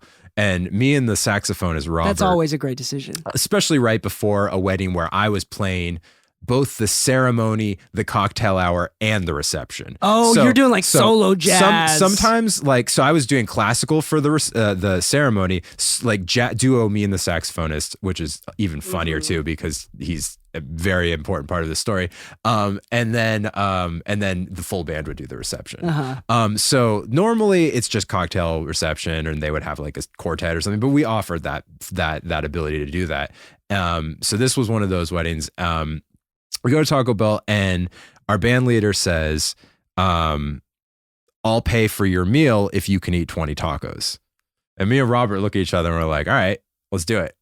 And so we each got 20 tacos. I got 20 hard shell, 20 soft. And I will say the soft was the mistake for sure. I ate all 20. I did. Did not feel great. He made it like 16, 18. He definitely didn't do all 20. So I remember my meal was free. I'm feeling like, like super happy. I'm just like, I just ate 20 tacos. I feel awesome. And we're, driving to the venue. I'm like, that natural competitiveness just came out. It just came out. Yeah. And I'm also kind of aware that like, there's a countdown. Like there's some sort of like my body's not going to just take this. Like, I think, my body's just not going to take it's just not going to allow that to happen. Yeah. But by some miracle, I make it through the ceremony. We get to the venue, we change into our clothes. I get set up. I make it through the ceremony. And then as I'm going into the cocktail hour, I realized that I'm not going to make it through this cocktail hour. So I subbed in the guitar. So I was like, Tony, you got to come in and do the guitar. So they did a guitar and saxophone. Robert somehow made it through. He probably dealt with it when I was doing the ceremony, to be honest. So he was fine. But yeah, that I managed to make that through very well, but I was mortified. I don't think anyone knew, but that was embarrassing for me. Yeah, that's like an internal embarrassing. Yeah. Yeah. But I'm low-key still proud I ate 20 tacos. Dude, I have a story. Can I share a story about Please. Do you know what Tim Tams are? Yeah. You were in Australia. They gave me Tim Tams on the flight back. Okay, you know what Tim Tam Slam is? I don't No. know if this is like a Japanese thing or like an Australian thing. You get hot chocolate, right? Okay. Hot chocolate, and you bite off both ends of the Tim Tam biscuit. and you suck the hot chocolate through the Tim Tam like a straw, and it melts the chocolate inside the Tim Tam, and then after it melts everything, you suck the entire Tim Tam. So now you just had like extra chocolatey Tim Tam, and that's a Tim Tam Slam. Sounds kind of fire, dude. It's delicious, bro. Tim Tams come in pack of 10. Or 11, unless you get the special kind. The different flavors, they come in packs of 9. So it's like the same price, but you get less. That's how they do the price differences for the various different variations. Okay. Anyway, I was in a managerial meeting, and one of my people that I was in charge of was we were just like fucking around, just talking, and he's like, hey, this week, my celebration is I ate and slammed 26 Tim Tams. And I don't know if you you got to try this Tim Tam Slam thing. Yeah. You have 2 and you're like done. Yeah. No, you're they're 2 pretty and rich. They're really rich. And then on top of that, you're drinking hot chocolate. Yeah. That's like milk based, right? I mean, 26. I'm also thinking from the view, as I mentioned before, I'm counting calories. I'm just like, that's like my total calories for the day. Yo, so I remember, and I like that competitive alpha dog came out, and I'm like, fuck yeah, I'm gonna beat that. And so what I did is that weekend I bought 3 packs, so 33 Tim Tams. Okay, 33. Oh yeah, that's right. 11. I ate and slammed 25 Tim Tams. Oh my God. I went to the bathroom, threw it up, and then finished the rest of the 33 Tim Tams. Oh my God. And then he fought over the definition of, He's like, you got to hold it down. Because you got to hold it down. You can't throw it up. That's cheating. And I'm like, dog, I slammed 33 Tim Tams. This is like my friend that we did do you know the gallon challenge? Yeah. I did the gallon challenge at least 5 times when I was in high school. Wow. So 3 times where I threw up due to too much. I was going to say, that's 4 times too many to do. Yeah, I did it 4 times too many times. I remember one of my buddies one time, he's stupid, okay? And he's like, I like strawberry, and I don't really like milk, so why don't I get strawberry milk? It'll make it better. He had Nesquik strawberry milk, and he was drinking it. And I remember him, when you throw up milk, dog, from the gallon challenge, you're like, not only are you fucking bloated, but it's gross. So you want to throw up. It's all mucusy and threw up greenish, reddish, pinkish milk that was partially already fermented from the stomach acid. Just threw it up, and then he keeps drinking. Oh my, savage. It's just damn, that was probably one of the most manly things I've ever seen. Yeah, low-key, I gotta respect it a little bit. He grew a few chest hairs from that. Right, just from that day alone. Yeah.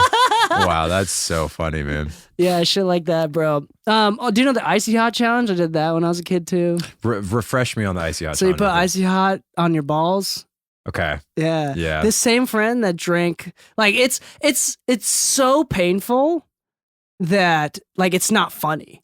Right. It's genuinely just no, uncomfortable. It's painful. It hurts. I used to put Icy Hot on my knees because I had Osgood Slatter's syndrome, basically just I was really tall, and my knees just were not meant for running, and I was a midfielder in soccer and basically the most running. But yeah, I would just have to put Icy Hot on my knees, and that gave good relief. So I can only on the imagine most sensitive part of your stretchiest skin.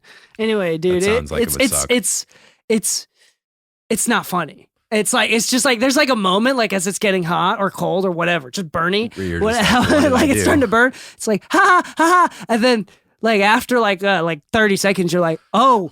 Fuck. That's it's just not funny anymore. Immediately regretting your life decisions. Have you seen you watch the Hot Ones? Yeah. Where there's some guests where it's so hot where it's just it's not funny anymore. Yeah. It's like that. They get really serious. They're there's a couple guests on that show where they lost their accents. Yeah. It's just they couldn't keep up the facade. That's so which is funny. why I love that interview show. Anyway, it's like that. It's just it's so painful. It's what's going on? This same guy that drank. His name is Trenton, by the way, one of my best friends. Legend. And Trenton, this goes out to you if you ever listen to this episode. Anyway, Trent, what he did is he not only did it, but he held on for 30 minutes straight. So like, what are you supposed to do to like I don't know. Like, I don't know if there's most people can't handle it. I don't know. You just go in the bath and just like scrub. I guess. I feel like that would make it worse though. I don't know, dude. I don't know, but I remember this dude doing it for like 30 minutes, and then after 30 minutes, I guess you go numb, or it's like it stops the effect, and like he just kept it on for an hour. And I remember like the same guy that drank that gallon of strawberry milk is now toughing out the icy hot challenge. I was like, damn. What's he? But the difference is like I can have kids. You know? Yeah, yeah. That was the day he lost the ability to have kids. So yeah. Well, we don't know yet if he can. He hasn't tried yet, but that's funny. I know for a fact I can have kids. Yo, Kaiko is a fertile myrtle, dude. Oh my god. Fertile. We won't myrtle. even get into that. That's hilarious, bro. But anyway, that's a good storytelling. Tell us some tips for young keyboard players that are trying to gig. Performing behind keys, man. What's some tips? Yeah, so I mean, is it the hips, bro? Is it all in the hips? It's funny. I didn't stand up behind a keyboard until like maybe mid-college. I was probably 19, 20. The first time I remember the moment. I was playing in a rock band, and I was kind of coming from this classical jazz mentality where I'm seated. I'm always seated. That's fine. So, seated. Yeah. And I was playing in this band, and we kind of had this unique opportunity to have a master class with this sort of performance coach, and he, you know, famously worked with Taylor Swift back in the day, and a bunch of like other, a lot of like a lot of what he worked with are like worship bands or, you know, local bands to help them to kind of just visually to help their really? He's like, literally like a stage choreographer. Literally what his job was. And that is such a cool job. So he's not like a choreographer. He just makes sure that you don't look like bacon. He was the person to me that imparted the idea of creating moments in a show. And that idea has always stuck with me as a musical director and as a keyboardist too. Like, you want to create memorable things throughout the performance, right? Whether like it's show your ass, exactly, right? Like moon the crowd, or like like having the guitar solo. But it could even be simple things, right? Like the guitarist stepping forward during their solo, right? Or like having a very specific moment where you tell a heartfelt story to set up a song. No, there's definitely like I've seen a lot of bands where like specific members of the bands just have no showmanship. Right. It's just not natural. Luckily, I was blessed to have like stupid good showmanship. I think, but like, I'm part realizing, of that's like not taking yourself too seriously. I think, and I think that's honestly something I've learned. I used to. You were very serious. I was very stiff, and I was coming from a pianist, classical and jazz tradition, right? So it's kind of a stuffy tradition. I love that music, but like that whole crowd has a lot of elitism and a lot of like unwillingness to be open to, you know, evolving past a certain decade. Are you talking about classical? I'm talking about both classical and jazz. Okay. Just sort of the attitude that overwhelmingly kind of prevails in those camps. Obviously, there's exceptions to those rules, and there's people, you know, furthering those traditions. But I mean, it's sad that they're not a popular form of music right now, and not very common to listen to. I'm thinking jazz has started, at least in my personal life, jazz and things similar to jazz is kind of taking a big hold in my life right now. I love that. It's becoming a bigger deal. That's cool. And I'm hoping that with the slow decline of trap specifically that we're starting to see, not rap but trap specifically, low effort trap, right. I'm hoping that with that there's like like brain feeder, bro. Trap like, is kind of becoming more of a novelty where it's like, oh, you have the trap like breakdown. It's fun to get but it's like punk music. It's like like there's a time and place for like non-technical punk music, just rage and angst and just pure like like emotion. Yeah, trap is just punk music to me, you know. Okay, like it's like we all need it, but it's like it's not the end all. Yeah, it's not like, or there's not too much substance to it if that's the only form of art. It's very juvenile. Consuming. Yeah, totally. Not that there's anything wrong with that. But yeah, if that's your only, there's not much depth to you as a listener if that's the only thing you're. But I mean, you listen to these artists from like, is it Flying Lotus? His label Brain Feeder, bro. Mm-hmm. Yeah. Like that's Louis Cole and Thundercat. Right. Like it's like Louis Cole is not a jazz guy. But in a way, I get what you're saying. They are sort of depth. The newest generation that is clossest to continuing the tradition of jazz. Clowncore. I don't know if they're part of Brain Feeder. I don't think they are. Do you know Clowncore? I don't. We're gonna have a blast after this Okay. podcast. I'm excited. But yeah, clowncore is fantastic. I can't wait. It is terrifying and It sounds kind of fantastic. terrifying. It's something I can't show my wife, who's terrified. No, of you're clowns. oh, for real? Yeah. Oh yeah, it's gonna terrify her. But so I remember we were in this masterclass, right? And this guy, he points to me, and he just points and he says, "Arise!" And I was like, okay. And so I like sheepishly stand up, and he's like, "From now on, you perform standing up." You're getting the priesthood, dog. Oh, Arise. 100%. And I was just like, okay, whatever. And then like we played the song, and I was like, oh yeah, I actually have more mobility now. I can kind of rock out a little bit, even though I'm still stationed. I'm still kind of boxed in. It really, and then visually, it like I saw photos and video afterwards, and I was like, oh yeah, I look way cooler too. And then I also started playing more gigs, and then just started just by default standing. There's parts that suck about standing too. I actually, when I moved to LA, I played in a rock band, a trio where I played bass, split my keyboard so that went to a bass amp through bass pedals to be believable as a bass sound, and then the top half went to a keyboard amp or like a PA system that would do organ and other piano sounds. But I sat when I played with that group.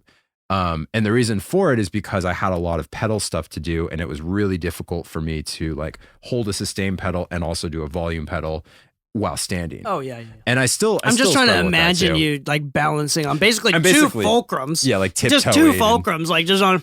It's rough. Even now I have to make compromises with what I'm doing with my feet when I'm performing standing. But visually I understand it looks so much better standing. And it's easier to perform.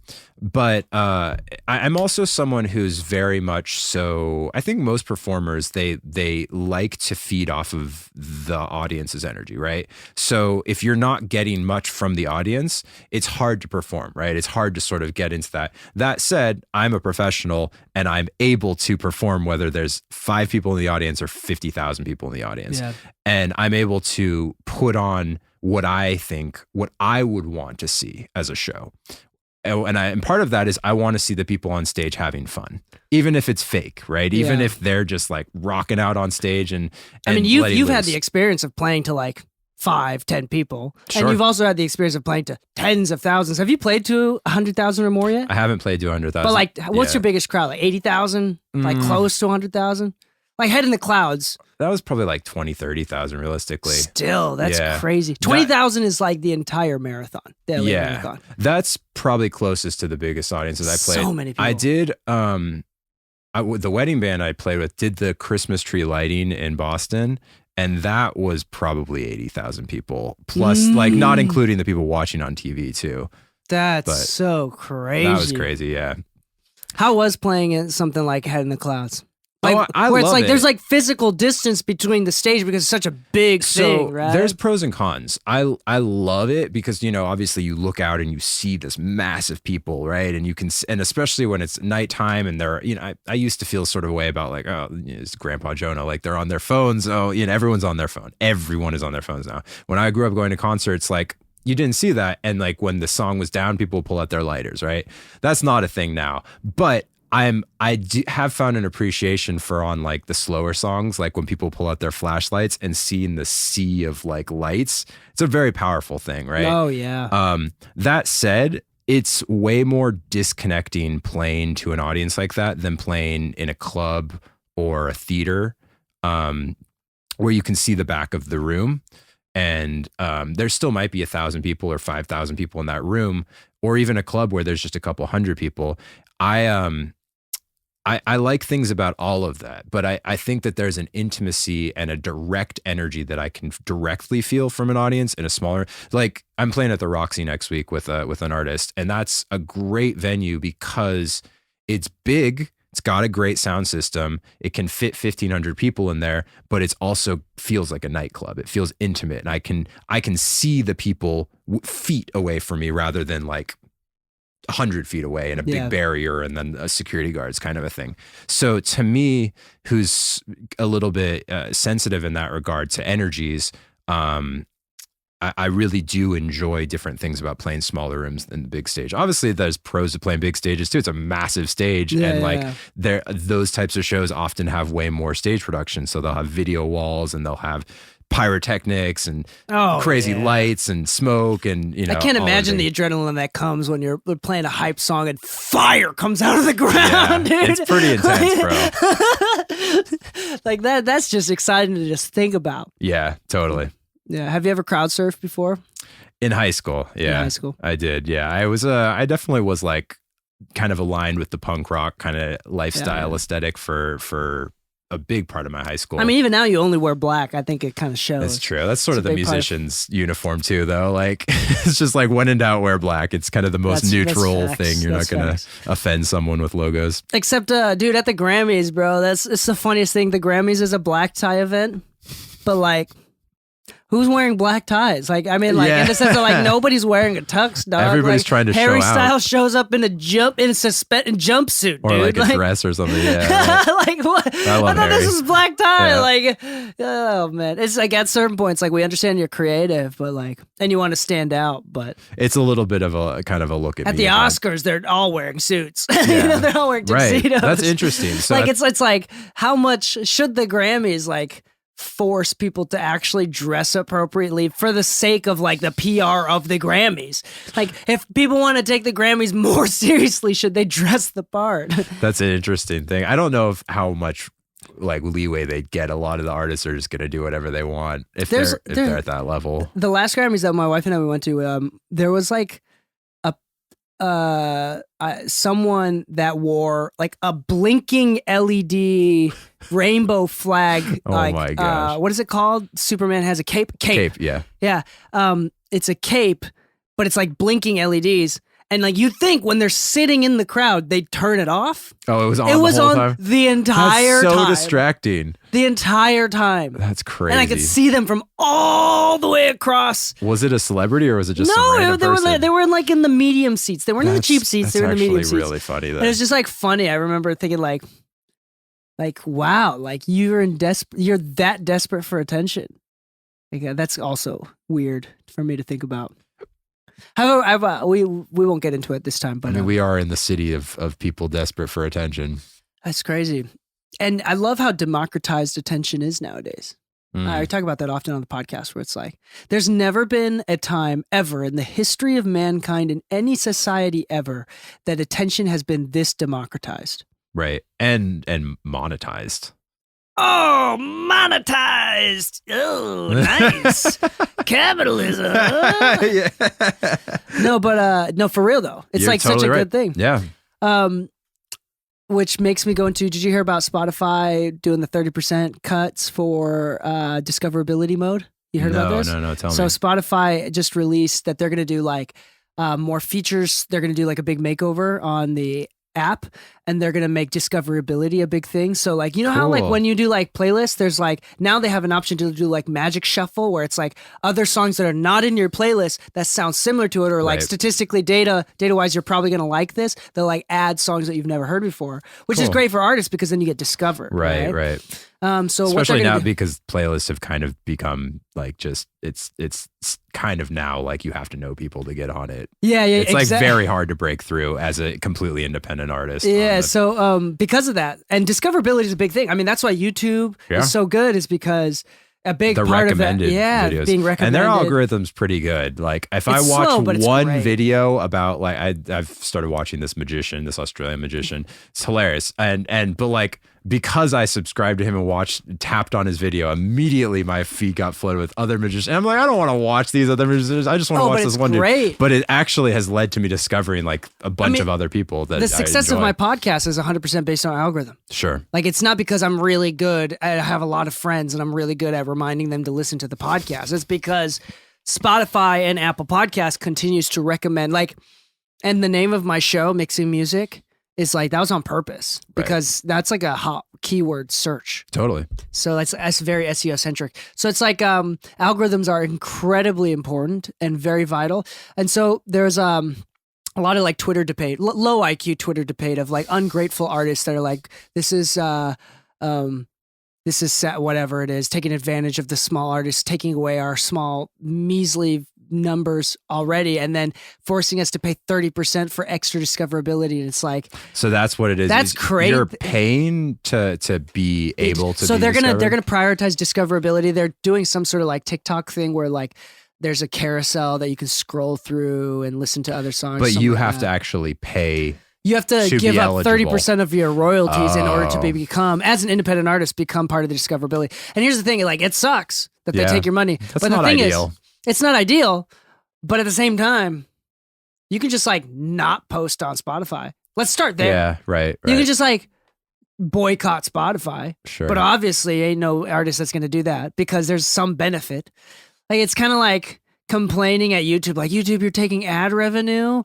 First off, you know how much effort it takes for a company to find companies to want to run ads on your bullshit content? Sure. So it's like the fact that they automated it and made it simple for both companies and content creators is like, yeah, you should take a fuck ton of ad revenue from that. For as sure. YouTube. For You sure. know, I think I would feel less of a way about this if Spotify wasn't already notorious for paying out so little in royalties based off of streams. so then just post your music on Bandcamp.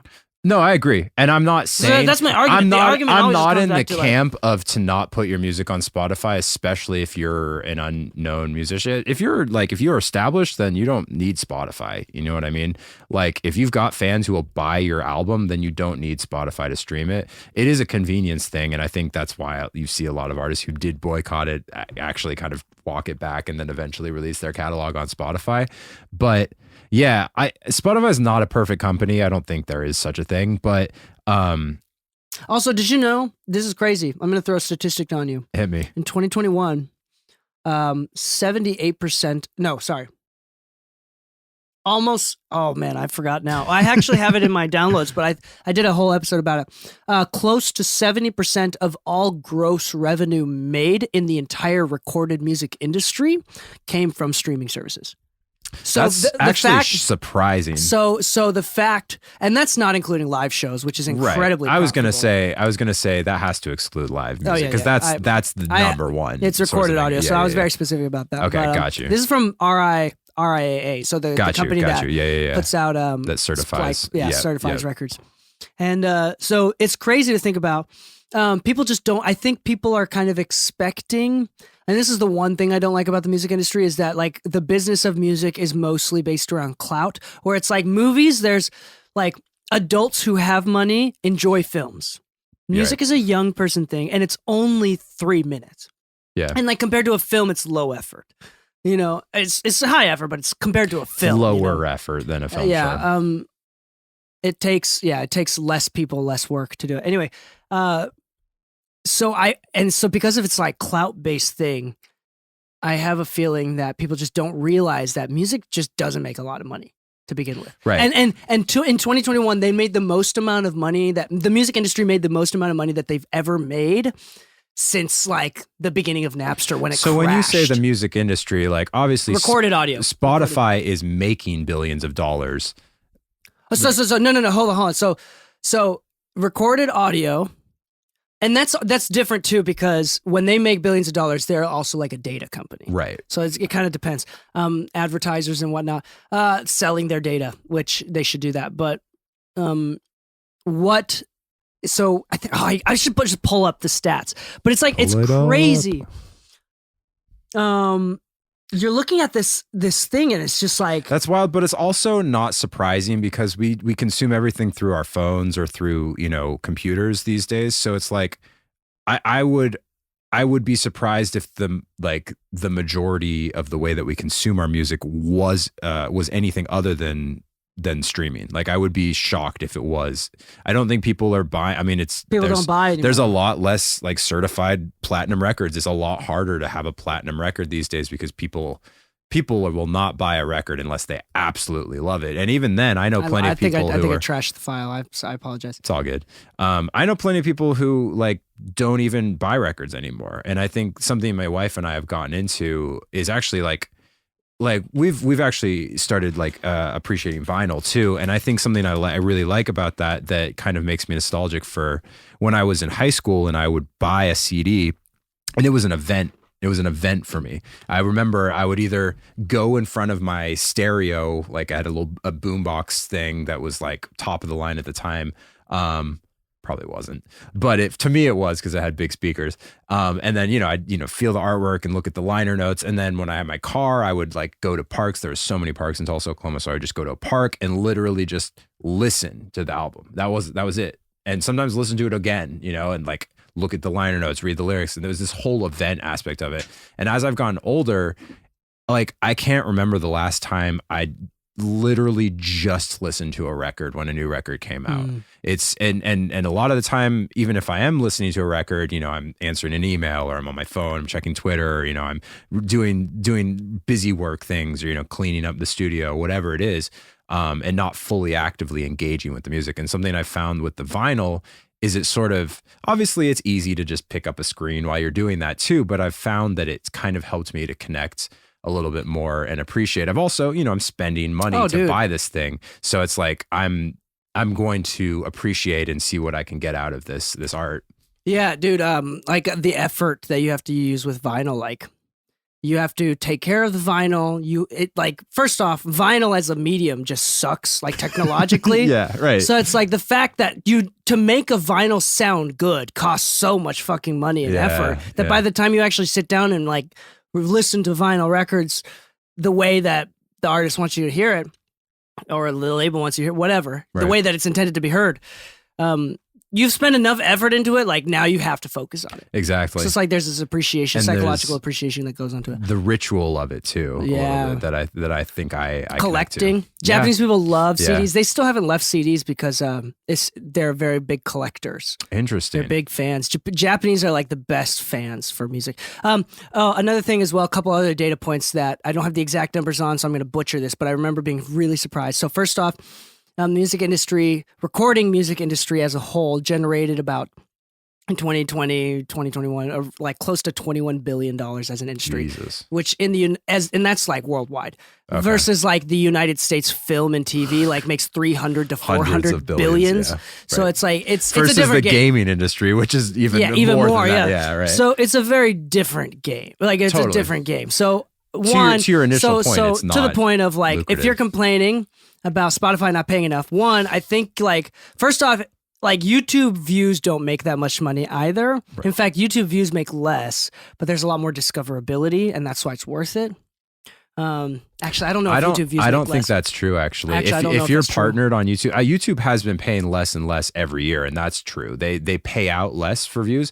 However, need to look that up. You're right. I may have misspoken. If you get like, I remember this is an old metric, but it's still like a super small amount. It used to be if you got 1 million views on a video and you owned all of it, that was equated to almost $10,000. It's not that anymore, but Spotify, if you get 1 million streams, that's a couple $100, like maybe a couple thousand, but you're not like, it's not enough to pay rent in LA. Yeah. And that's crazy. Right. And the fact that one, it's evergreen, meaning that if you make fans, with vinyl records, like if they bought it, like you took their money and that's it, unless you printed more vinyl records or they broke it and they had to go back to buy more. Right. So it's like this, now you're making money on Spotify for the rest of your life. And it could be like a multi-generational thing. Like your grandkids could be eating, although it's small, but it's like you get more money over the long term. And that plus the PRO royalties plus placements, plus, it's a stream of income. Discoverability. And I think the bigger picture of it, to your point about someone complaining about Spotify, needs to zoom out and understand that Spotify is one piece of the puzzle of making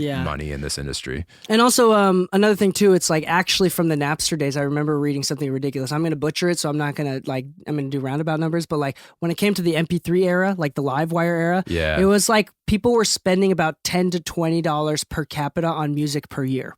Wow. The average person was spending $10 to $20 on music for a year, and that includes concert tickets. It's crazy. It feels like I used to spend way more money. But you're on also music. a musician. I would go to concerts and I would also buy the CDs. You pay $100 or a couple $100 for a ticket. Easily, yeah. I mean, and even still, but it averages out. Like during the Livewire days, people were not making a lot of money, right? And that's where like it's notorious, where all the studios shut down, labels had to cut budgets and everything. That's like big deal, right? It's also sort of when there was the shift societally where people kind of, and we still feel it now, where people feel entitled that music should be free. Yeah. It really, that was a shift. It felt like people were willing to pay $12 for a CD in the 90s growing up. And then when Napster, LimeWire, Morpheus, all of those services came around, it was kind of like people were like, oh, I don't have to pay for music, and nor should I have to. Yeah. And yeah, that's kind of, it was like a weird traveled with cultural us. shift. It was. So nowadays, this was a report that I read from like 2018 or 19. So this is a few years back now.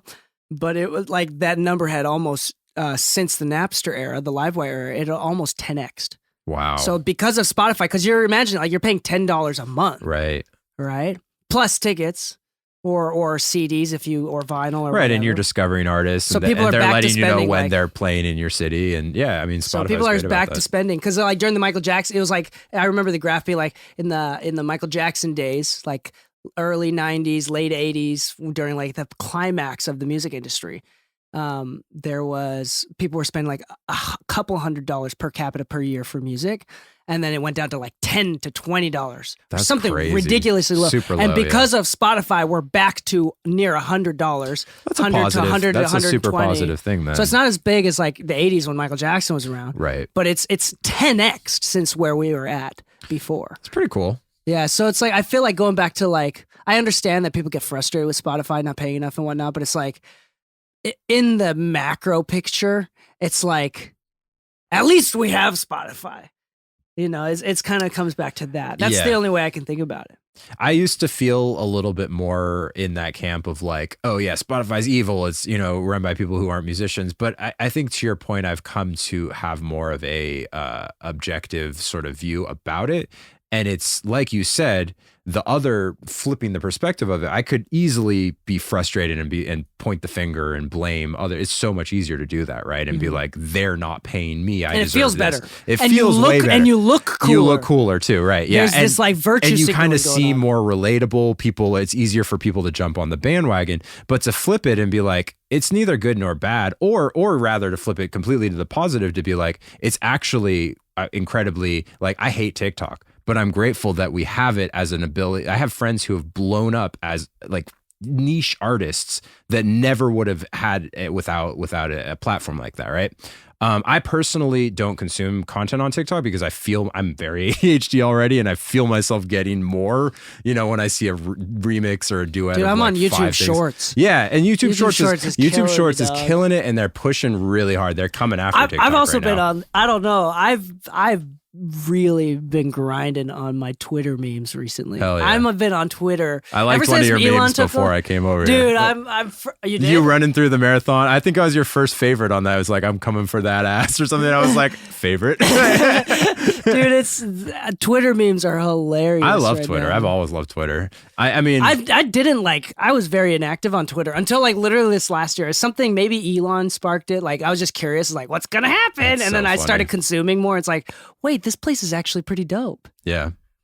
I mean, I don't engage in a lot of the bullshit on Twitter. No, And there's a lot. most of what I do on Twitter is shit posting and like saying thoughts that I wouldn't post on something where, you know, my parents follow me.